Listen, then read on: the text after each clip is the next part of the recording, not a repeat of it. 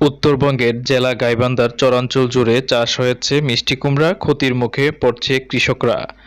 গাইবান্ধা প্রতিনিধি মোহাম্মদ শুভ ইসলামের তথ্য ও পাঠানো ভিডিও চিত্রে বিস্তারিত। ৫ ভাই মিলে একটি খোলে প্রজেক্ট গাইবান্ধা সদর উপজেলার ১১ নং গিদারি ইউনিয়ন ৮ নং ওয়ার্ড আনালের ছড়ায় অল্প খরচে বেশি লাভ হওয়ায় মিষ্টি কুমড়ার চাষ করে চরাঞ্চলে।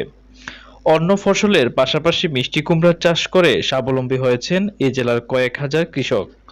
কিন্তু এবার গাইবান্ধার ব্রহ্মপুত্র, যমুনা ও তিস্তা নদীর ১৬৫ চরাঞ্চলে বিস্তীর্ণ বালুচরে এবছর ব্যাপকভাবে মিষ্টি কুমড়ার চাষ হয়েছে।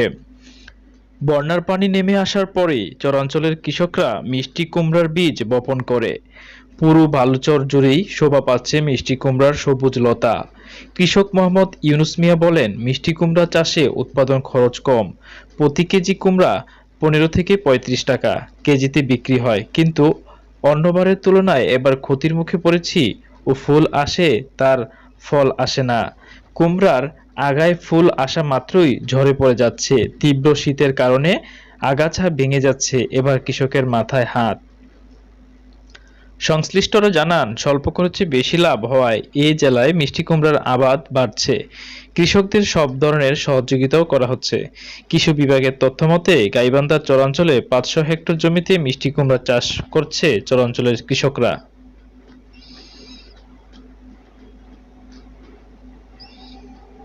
আমরা শহর থেকে গ্রামে আসছি এই যে এরকম মনোরম পরিবেশ দেখার জন্য।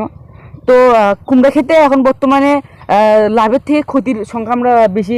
এরা তো কুমড়োর আবাদ করিয়ে খুব পরিস্থিতি খারাপ, মানে ফুল আসে তা ফল আসে না, ব্যবসা বাণিজ্য খুব লস, বুঝছেন। এবার কাজে কি হবে, ১-১.৫ লাখ থেকে আবার একটা ধরা এলাকা।